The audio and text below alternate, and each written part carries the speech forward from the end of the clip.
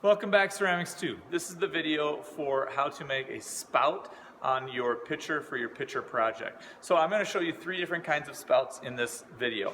One is just a finger pulled spout that looks kind of like this, where you've got the form level at the top and you've pulled out the spout. The second is a cutaway spout, where you've thrown your form just a bit taller with throwing with intention and leaving this area a bit thicker so that you can actually cut away part of your thrown form and leave a higher side for your spout. The third is actually hand building this kind of bird beak style pitcher area or spout area, and then adding it onto the base of your pitcher. This is a smaller creamer. It's really just a T-bowl that has been turned into a little pitcher. Okay, so getting started, I have three different types of clay going on here. I've got the really wet one I just threw, and then I have two other ones that are between leather, hard, and pliable, so that we can do a little bit more hand building with them. So getting started, here is the wet one that I've just kind of taken off the wheel. If you watch, it's still a little squishy. I can still mold it and bend it a little bit. All right, now I'm going to come back in a separate video and talk about surface decoration and handles and such, so we're going to try to keep this one wet. But to make the spout, basically you take a wet hand, because you're still on the wheel probably, and you can take your dominant, non-dominant hand, whichever way you want to do it. I like to use my left hand and hold the form still with my left hand and use the finger of my right hand through the hole there, and then gently rock my index finger back and forth.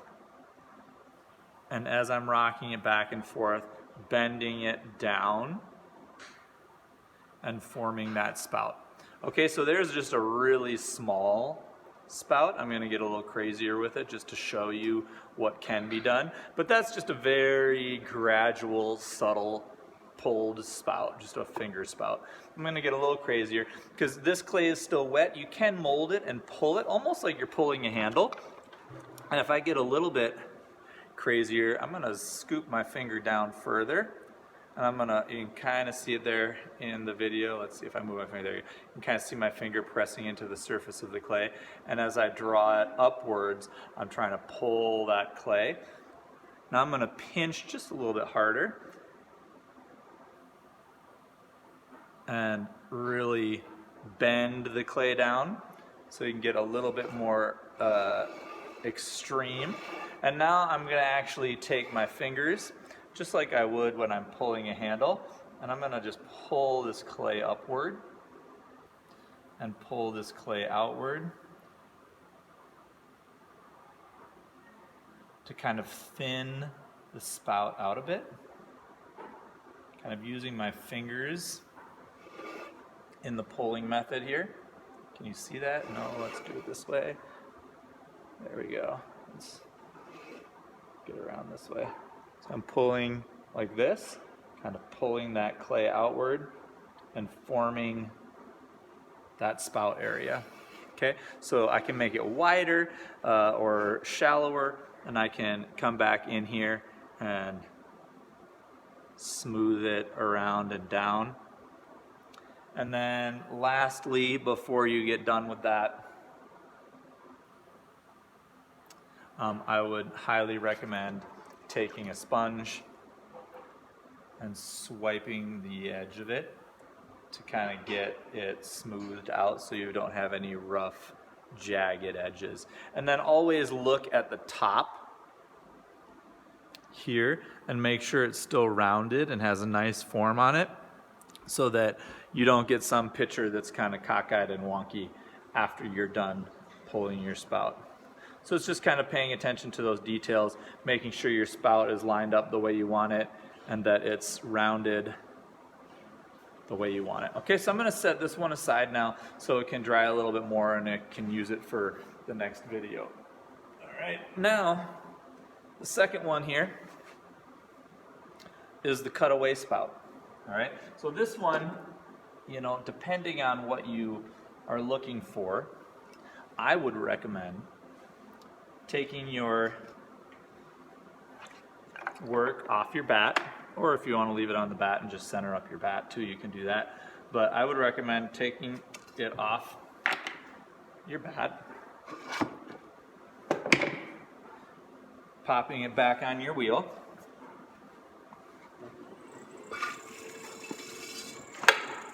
kind of centering it back on the wheel. You're not going to throw, so it doesn't need to be super perfect, but I'm just going to take a needle tool and sorry, I'm going to take a knife because my needle tool disappeared, and I'm just going to carve a little line right there so I know where I'm carving down to. So I've just put a little teeny line, you can kind of see it right there, so I know where to carve to. And then I'm going to take my knife and literally just carve this away. So if I want my spout to be here, I'm going to start carving, try to tilt this towards the video here. I'm going to start carving here and about the same distance away on the other side, and I'm just going to carve this downward to my line. Now this clay is a little before leather hard. It's kind of pliable. I could bend it if I wanted to, but the leather hardness is hard enough that I can give some pressure against it with my thumb as I'm cutting this. So I'm just cutting right along that line that I traced so that my line is nice and even. Depending on how much you do this and how skilled you are, you could do this with a wire tool while your clay is still wet and then kind of have the option of molding it again.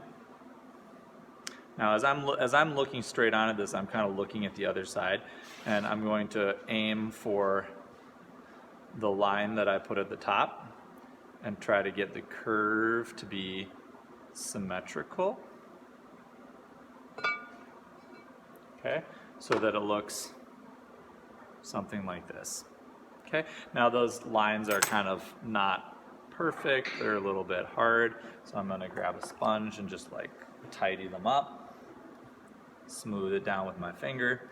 Now you could like attach this back on the wheel and wheel throw this back into smoothness, but what I'm going to do is I like to just sculpt and hand build this in. So this rim, you could leave it like that and it'll pour pretty well, but I'm actually going to get it wet and just do a little bit of twisting here to bend that into a nicer like angled shape.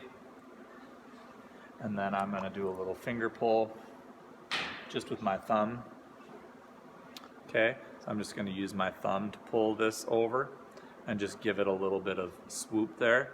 You could do the one like I showed you before with the two fingers on the side and use the index finger too.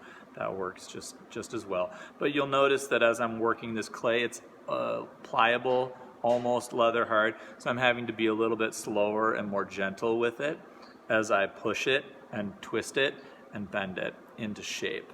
Okay, so there is kind of the finished cut down shape.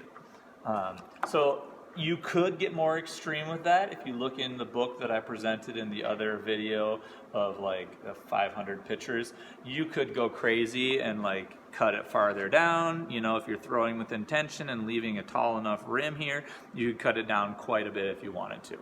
Okay, but I'm going to leave that there and keep that for my next handle video. And the last one here is the added on spout.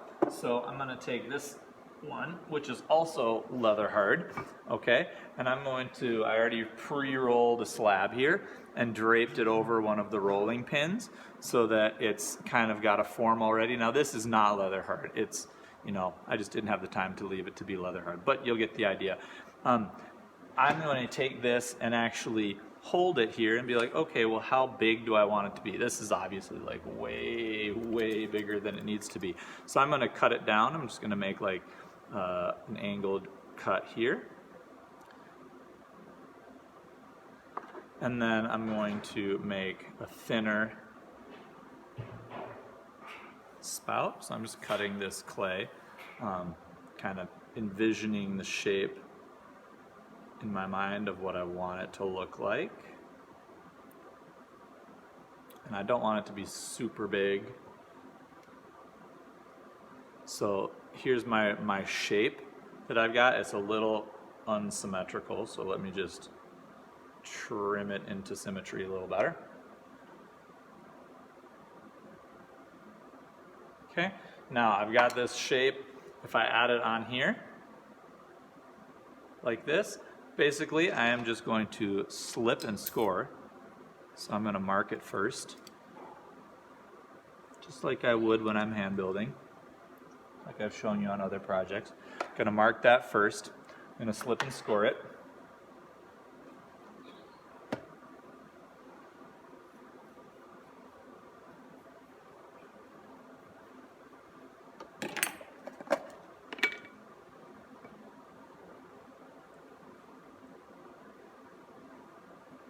And on the inside, I'm going to slip and score this corner here so that I can kind of bend that corner into the clay. So I'm going to apply my slip first.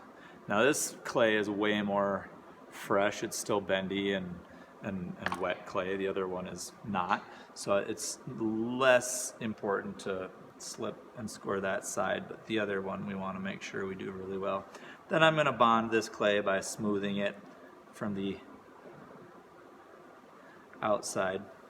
If you want to leave an edge like I've got on my other one, you could leave an edge, be decorative. You could go back and put an edge on there for your own purposes, for decoration, or if you just want to smooth it in and make it become part of the form, you can do that as well. So again, part of level 2 is that you're throwing with intention and you're building your vocabulary of what you can do to make artwork that speaks to you. All right, so here's my beaked out picture form. Now I'm going to go back in and trim the inside away. Okay, and I'm actually going to cut this off so I can lift it up and show it to you properly.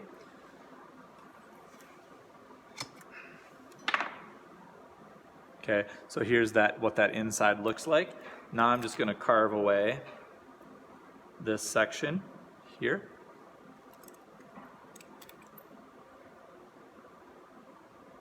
Making sure not to go through my other piece.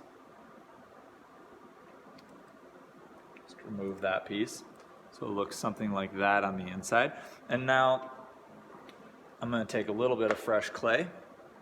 And just like we did on our slab boxes, I'm going to score and slip this edge.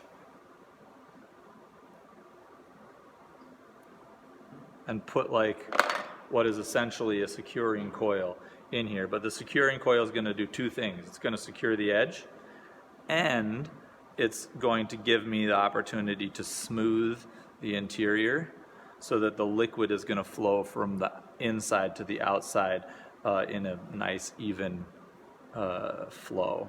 Okay, so there won't be a bump there where the liquid will get caught up or dribble off of or anything, but there'll be a nice smooth transition. Now, depending on your design, depending on what you've decided, you could curve this more, you could add more to it, you could cut away the rim, you could pull more. So this is by no means an exhaustive video of how to do spouts. You can always combine techniques and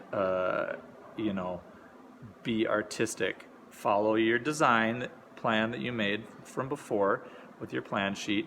Again, if you need to improvise, improvisation is encouraged as long as it comes from a sense of vision and not a sense of laziness, right? So there's kind of my last beaked picture for our 3 examples. So going over those examples again, you've got just the simple finger pulled spout.